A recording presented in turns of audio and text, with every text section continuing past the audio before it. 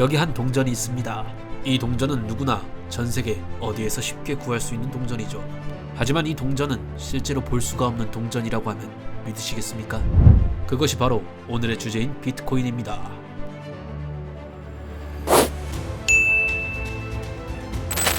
비트코인은 최근 8천만 원이라는 고가에 거래가 되었습니다. 보이지도 않고 실제로 우리가 만질 수도 없는 동전이 엄청난 고가의 가격을 형성하고 있습니다. 왜 어째서 전 세계는 비트코인에 열광하고 있는 것일까요? 바로 최초의 공용 디지털 화폐로서 가능성이 가장 높기 때문입니다. 현재 공식적인 전 세계의 공통 화폐는 존재하지 않습니다. 다만 현재 최강국인 미국의 달러를 통용하고 있는 것이지요. 이것이 바로 기축통화입니다. 하지만 기축통화는 시간의 흐름에 따라 변경이 되고 가장 강대국의 화폐가 지정되는 것이 일반적입니다. 하지만 만약 미국의 화폐 체계가 무너진다면 어떻게 될까요? 전 세계 달러의 가치는 크게 낮아지고 세계 경제를 무너뜨릴지도 모릅니다. 이것이 비트코인의 존재 이유이자 가장 주목받는 부분입니다. 탈중앙화, 즉 국가의 통제를 벗어나 새로운 화폐 거래 시스템을 창조하겠다는 겁니다. 돈이라는 것은 발행기관이 존재합니다. 우리가 현재 지갑에 있는 만원짜리 한 장도 한국은행이라는 발행 주체가 존재하죠. 만약 외부 위기가 와서 현금의 유동성이 적어진다면 나의 자산마저 위기에 빠지는 겁니다.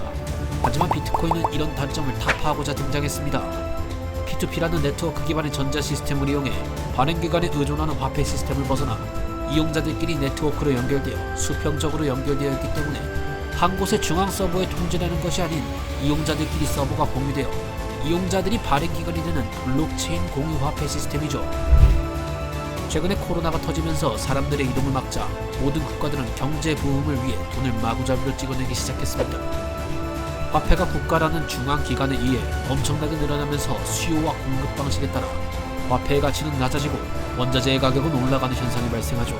이것이 인플레이션입니다. 미국 또한 자신들의 패권국 지위를 이용하여 경제 살리기라는 명목 아래 달러를 찍어내기 시작했습니다. 실제로 미국의 달러 가치는 과거에 비해 점점 낮아지고 있는 추세입니다. 그렇다 보니 사람들은 돈의 고유적인 역할을 할 수 있는 화폐의 필요성을 찾기 시작했고 안전하면서 국가의 통제를 받지 않는 비트코인이 등장하자 점점 사람들의 관심을 집중시켰습니다.